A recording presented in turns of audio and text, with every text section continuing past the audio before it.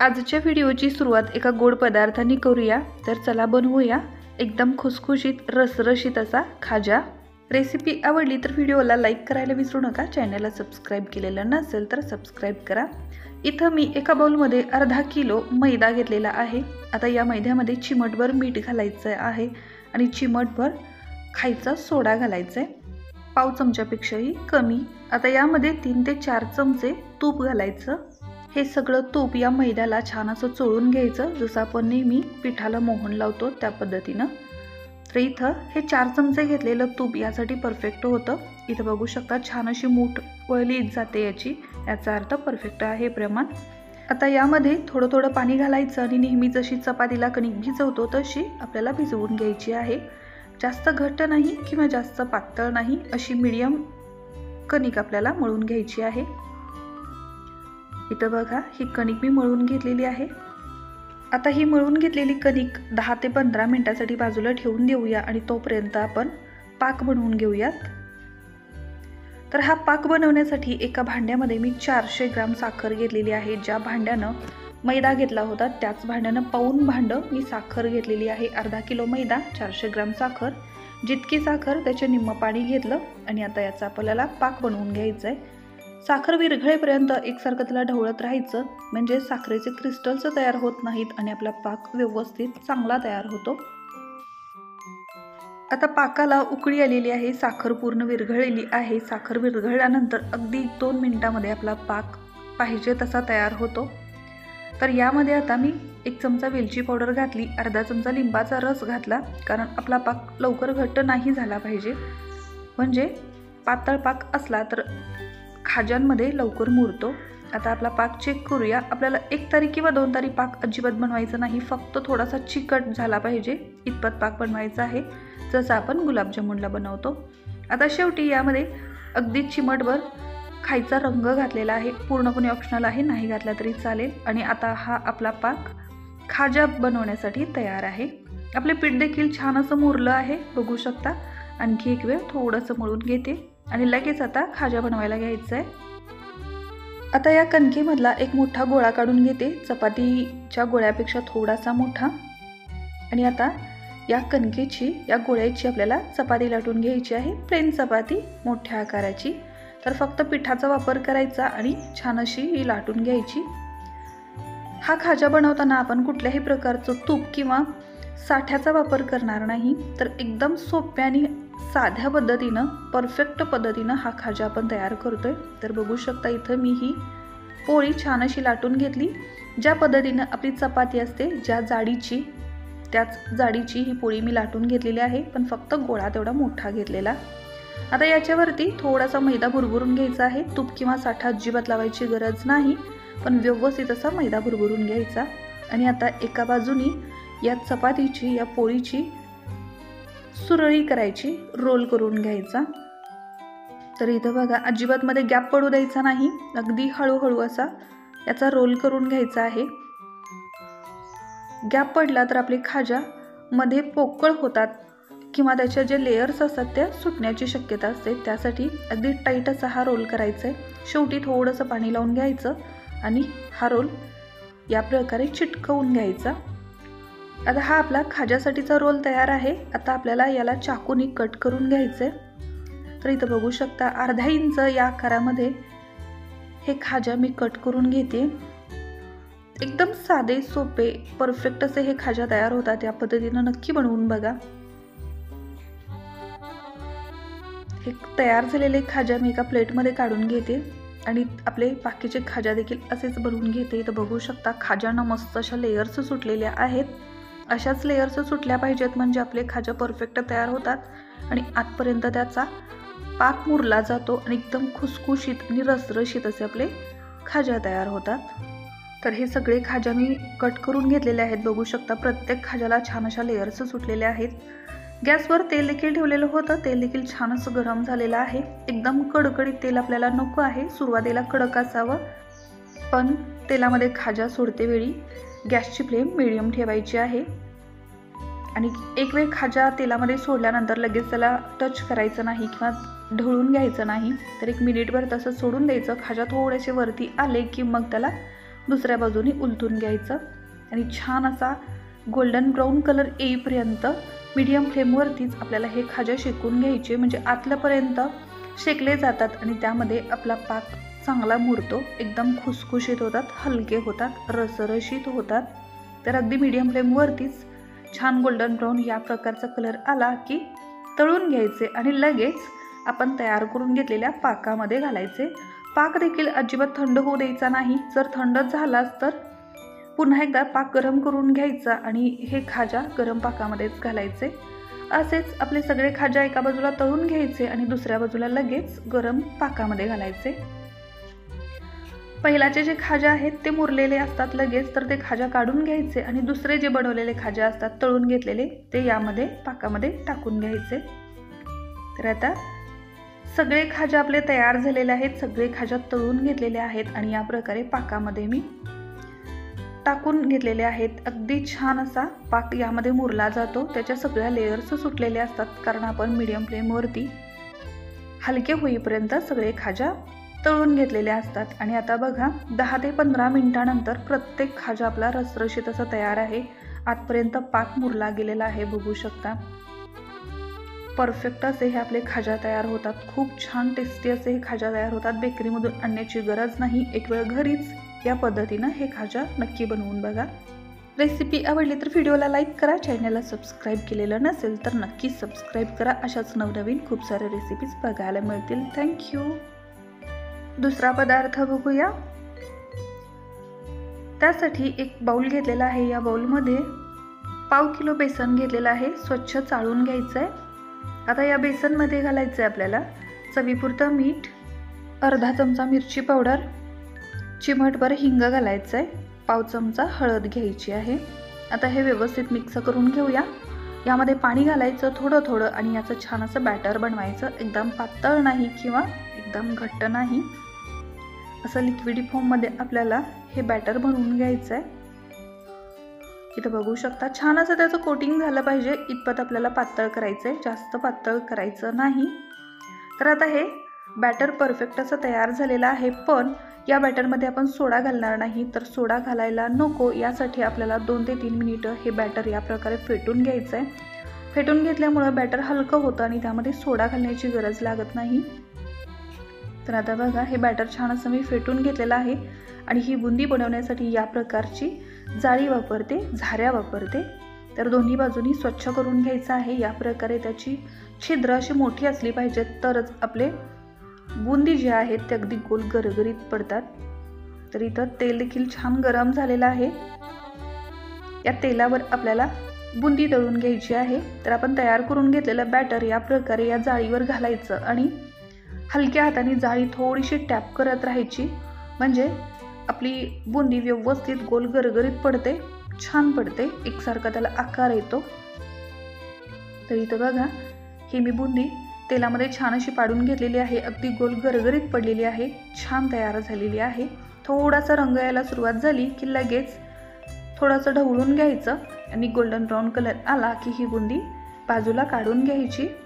Medium फ्लेमवरतीच आपल्याला ही बुंदी तळून घ्यायची आहे, अजिबात गॅसची फ्लेम मोठी करायची नाही, नाहीतर मग अगदी सेकंदामध्ये बुंदी आपली करपू शकते। तर मीडियम फ्लेमवरतीच ही सगळी बुंदी आपल्याला पाडून घ्यायची। तर अशीच क्रिस्पी होईपर्यंत अगदी गोल गरगरीत ही बुंदी मी तळून घेतलेली आहे। आता थोड्याशा तेलावर 1 वाटी शेंगदाणे घेतले, हे शेंगदाणे या तेलामध्ये आपल्याला तळून घ्यायचे आहे, थोडेसे खरपूस असे तळून घ्यायचे।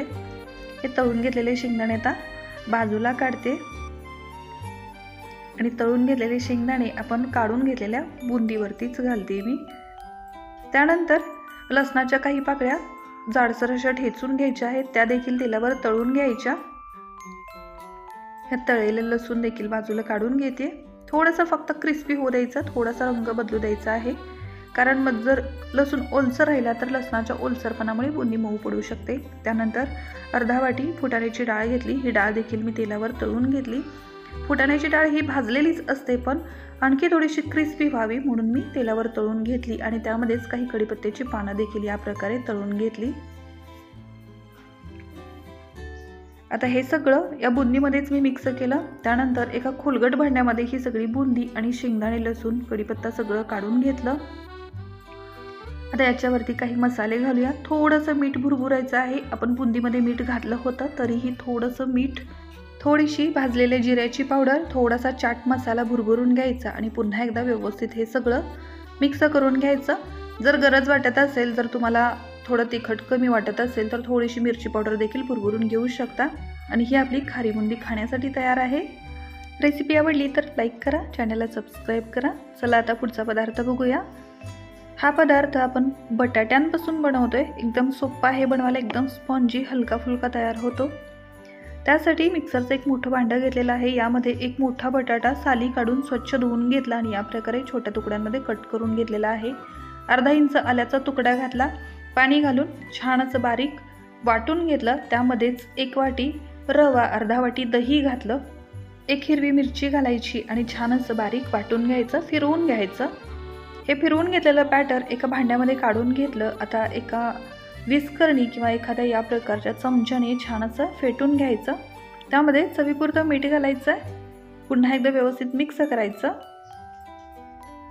आता हे तयार झालेलं जे बॅटर आहे यामध्ये अर्धा चमचा खायचा सोडा घालायचा आहे, पुन्हा व्यवस्थित मिक्स करायचं, फेटून घ्यायचं व्यवस्थित असं। आता ज्या भांड्यामध्ये आपल्याला हा पदार्थ वाफवून घ्यायचा आहे त्या भांड्याला तेल लावून अगोदरच ते भांडं तयार ठेवायचं। त्या भांड्यामध्ये हे सगळं पीठ घालायचं आणि आपण नेहमी जसा ढोकळा किंवा इडली उकडून घेतो त्या पद्धतीनं हा ढोकळा 12 ते 13 मिनिटं उकडून घ्यायचा। नेहमीप्रमाणे जसं आपण ढोकळा चेक करतो, इडली चेक करतो, तसाच हा ढोकळा चेक करायचा आहे। छान असा फुललेला आहे, फुलून वरती आलेला आहे। एखाद्या चाकूने या प्रकारे चेक करूया। परफेक्ट असा शिजला आहे। बाजूला काढून घेतला, 10 मिनिटं थंड केला आणि थंड झाल्यानंतरच हा ढोकळा बाजूला काढून घ्यायचा आहे, म्हणजे अगदी सहज बाजूला होतो। बघू शकता छान अशी जाळी आलेली आहे, एकदम स्पॉन्जी असा हा ढोकळा तयार आहे। आता पाहिजे त्या आकारांमध्ये हा ढोकळा आपण कट करून घेऊयात। हा कट करून घेतलेला ढोकळा पाहिजे तर आपण तसाच देखील खाऊ शकतो, त्याच्यावर बेसनच्या ढोकळ्यासारखी फक्त फोडणी देऊन खाऊ शकतो।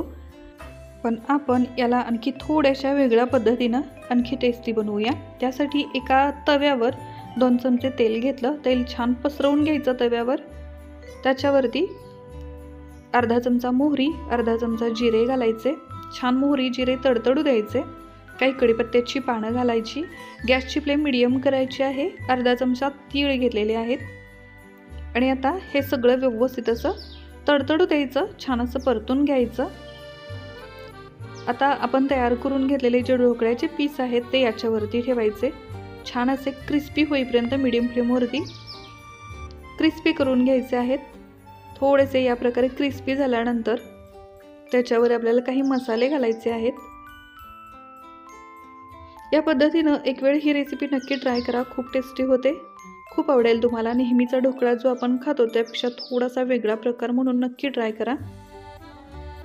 आता या ढोकळ्याच्या पीसेसवरती ही थोडीशी मिरची पावडर भुरभुरून घेतलेली आहे, थोडासा चाट मसाला भुरभुरून घ्यायचा, थोडासा मीठ भुरभुरून घ्यायचं, अगदी चिमटभर।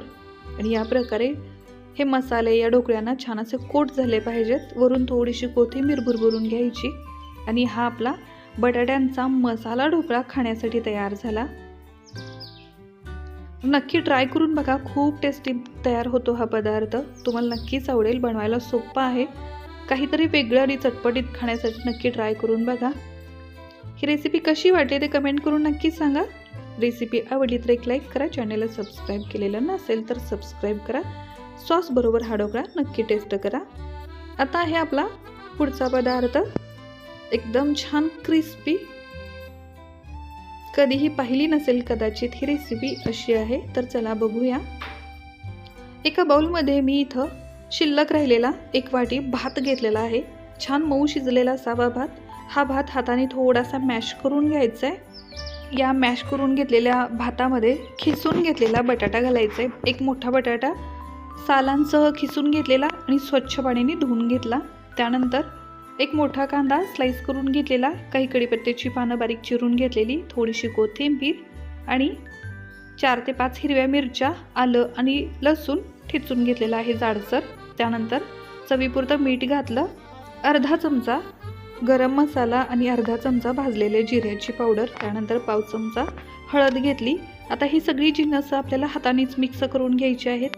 थोडंसं त्याला क्रश करायचं, हाताने दाबून घ्यायचं आणि या प्रकारे क्रश करतच त्याला मिक्स करून घ्यायचं. तर आता यामध्ये अर्धा चमचा मी लाल तिखट देखील घातलेला आहे. पूर्णपणे ऑप्शनल आहे, कमी करू शकता किंवा कॅन्सल करू शकता, कारण आपण यामध्ये ऑलरेडी हिरवी मिरची घातलेली आहे.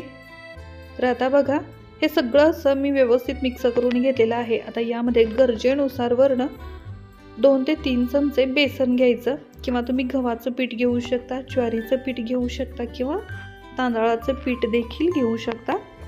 तर मी इथं 2 ते 3 चमचे बेसन वापरलेलं आहे. जर गरज वाटत असेल तर तुम्ही बेसनचं प्रमाण वाढवू शकता, पण इथं पाण्याचा वापर अजिबात करायचा नाही. जे मिश्रण आहे त्यामध्येच आपल्याला हे पीठ मिक्स करून घ्यायचं आहे. इथं बघू शकता छान असं हे बाइंड होतंय, छान असे याचे वडे तयार होत आहेत. तर इतपत आपल्याला बेसन पुरेसं होतं. आता हे मिश्रण आपलं तयार आहे वडे बनवण्यासाठी. एक वेळ याची टेस्ट बघू शकता, जर काही कमी जास्त असेल तर ॲडजस्ट करून घेऊ शकता.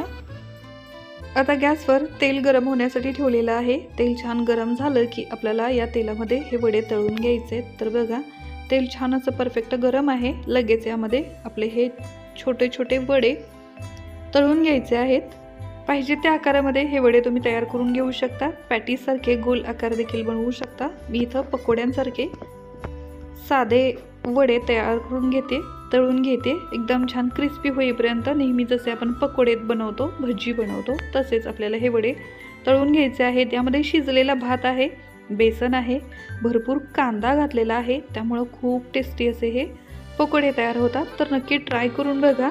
आणि वेगळी चव म्हणाल तर यामध्ये आपण थोडासा गरम मसाला जो घातलेला आहे त्यामुळं या वड्यांची टेस्ट अजून वाढते.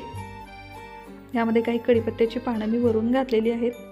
नक्की ट्राय करून बघा, खूप टेस्टी तयार होतात हे पदार्थ, बनवायला सोपे आहेत.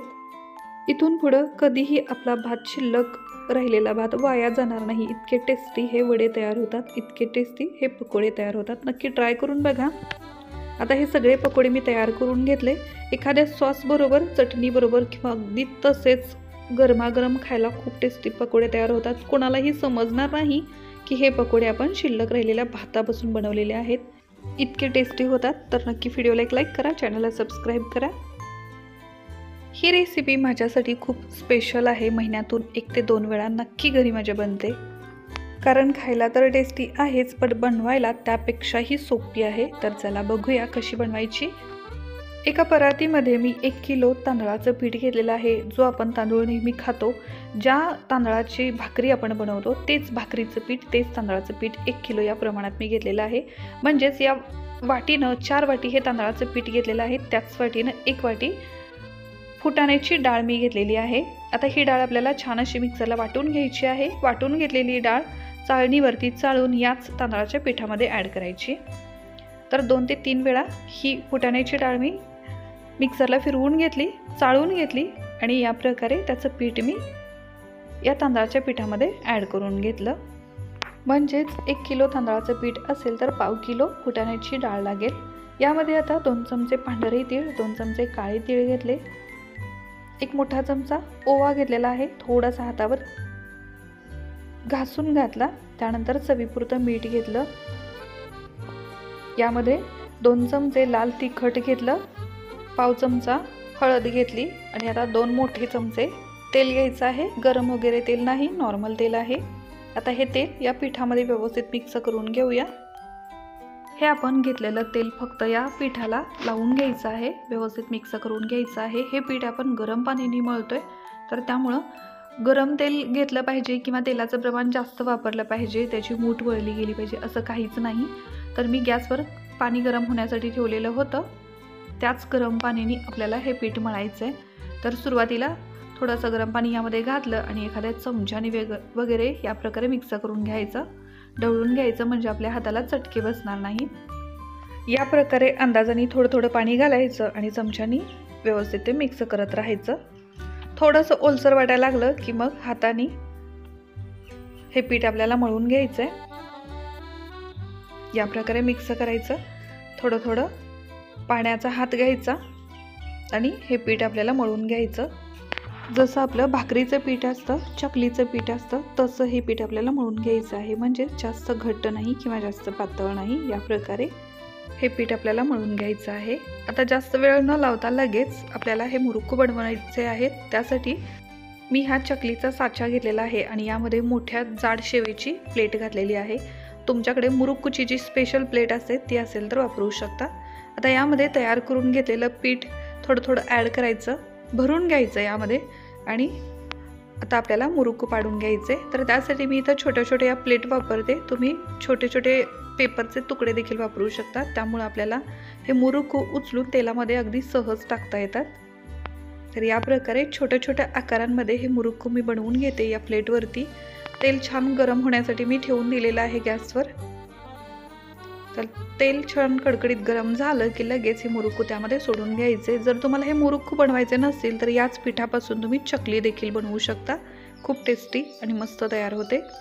तर आता हे मुरुक्कू बघा मस्त तयार झालेले आहेत, तेल देखील छान गरम आहे। तर चला आपण तळून घेऊया।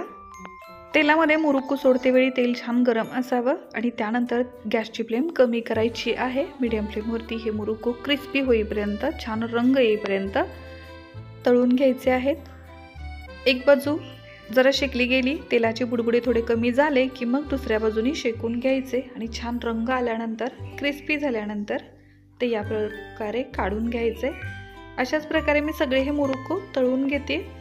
हे एकदा बनवलेले मुरुक्कू अगदी 2 ते 3 महिन्यांपर्यंत चांगले राहतात, खराब होत नाहीत, त्याच्या चवीमध्ये काही फरक पडत नाही। तर एक वेळ बनवून खूप दिवसापर्यंत आपण नक्की खाऊ शकतो। खूप क्रिस्पी होतात, बेकरीमध्ये मिळतात त्यापेक्षाही टेस्टी आणि क्रिस्पी होतात। तर नक्की ट्राय करून बघा। रेसिपी आवडली तर एक लाईक करा, चॅनलला सबस्क्राईब केलेलं नसेल तर सबस्क्राईब करा। थँक्यू।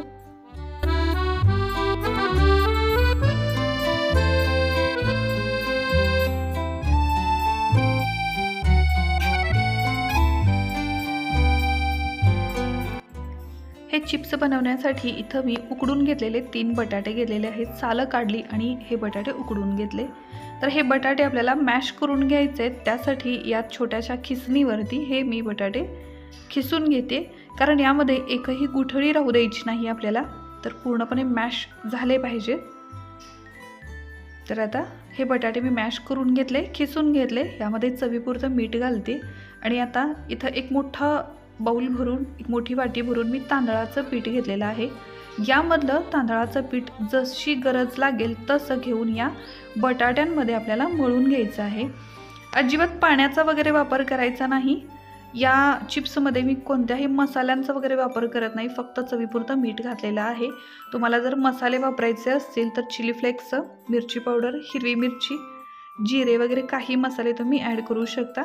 तर आता बघा, थोडं थोडं तांदळाचे पीठ घेऊन ही कणिक मी मळून घेतलेली आहे। या बटाट्याचा एक गोळा बनवून घेतलेला आहे।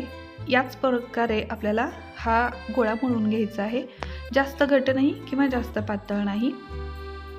जसं आपलं पुरण असतं त्या पद्धतीनं, जसं आपलं भाकरीचं पीठ असतं त्या पद्धतीनं, त्याच टेक्स्चरचं आपल्याला हे पीठ मळून घ्यायचं आहे। आता यामधला एक गोळा मी बाजूला काढला, तांदळाच्या पिठामध्ये घोळवायचा आणि पातळ अशी याची पोळी लाटायची। जशी आपली चपाती असते अगदी तशीच, पण थोडीशी चपातीपेक्षा जाडसर अशी पोळी लाटायची आहे। यामध्ये बटाटा आहे तर साहजिकच ह्याच्या कडा या प्रकारे चिरल्या जातील, पण काहीच हरकत नाही, आपण त्या कडा कट करून काढून घेणार आहोत। तर या प्रकारे गरज लागेल तसं पीठ भुरभुरायचं आणि छान अशी पोळी लाटून घ्यायची। आता ही पोळी लाटून झालेली आहे। एखाद्या काटे चमच्याने याला या प्रकारे छिद्र पाडायची, कारण छिद्र नाही पाडली तर आपले चिप्स फुगले जातील आणि जर ते फुगले तर ते सॉफ्ट होतील। तर आपल्याला क्रिस्पी चिप्स बनवायचे आहेत, त्यासाठी अशी छिद्र पाडून घ्यायची आणि एखाद्या चाकूनी किंवा कटरनी पाहिजे त्या आकारांमध्ये कट करून घ्यायचे। तर मी इथं पिझ्झा कटरचा वापर करते, तुम्ही चाकूने देखील कट करून घेऊ शकता। पाहिजे त्या आकारामध्ये चौकोन, त्रिकोण, अगदी गोल आकारामध्ये देखील तुम्ही हे कट करून घेऊ शकता। बाजूच्या या चिरा गेलेला जो भाग आहे तो काढून घेतलेला आहे बाजूला, आणि जो चांगला भाग आहे त्या भागाचे मी त्रिकोणी आकारांमध्ये तुकडे करून घेते। तर असे हे कट करून घेते वेळी जर चिटकत असेल तर त्याला कोरडं पीठ लावून घ्या, म्हणजे चिकटणार नाही, व्यवस्थित कट होईल। तर हे सगळे चिप्स त्रिकोणी आकारांमध्ये मी कट करून घेतले। गॅसवर तेल गरम होण्यासाठी ठेवलेलं आहे. हे तयार करून घेतलेले कट करून घेतलेले चिप्स आपल्याला तळून घ्यायचे आहेत. तेल छान कडकडीत गरम झालं की त्यामध्ये थोडे थोडे घालून हे चिप्स क्रिस्पी होईपर्यंत तळून घ्यायचे. गॅसची फ्लेम मीडियम ठेवायची आहे. जर जास्त हाय फ्लेम ठेवली तर अगदी सेकंदांमध्ये हे चिप्स करपून जातील, कारण यामध्ये बटाटा आहे. तर नेहमीचे जे आपले बटाट्याचे चिप्स असतात त्यापेक्षाही टेस्टी आणि क्रिस्पी असे हे चिप्स तयार होतात. खूप टेस्टी लागतात. नक्की ट्राय करून बघा. तर आता छान रंग यायला सुरुवात झाली की लगेच हे चिप्स बाजूला काढून घ्यायचे आहेत. याच्यावरती पुन्हा तुम्ही चाट मसाला, मिरची पावडर वगैरे भरभरून घेऊ शकता किंवा या प्रकारे सॉस बरोबर देखील खाऊ शकता. खूप टेस्टी लागतात हे चिप्स. नक्की ट्राय करून बघा. आज दाखवलेल्या सगळ्या रेसिपीज तुम्हाला कशा वाटल्या तर नक्की कमेंट करून सांगा. एक जरी रेसिपी आवडली असेल तर प्लीज व्हिडिओला लाईक करायला विसरू नका. चॅनलला सबस्क्राईब केलेलं नसेल तर सबस्क्राईब करा. त्यासमोर येणारं बेल आयकॉन प्रेस करा. थँक्यू.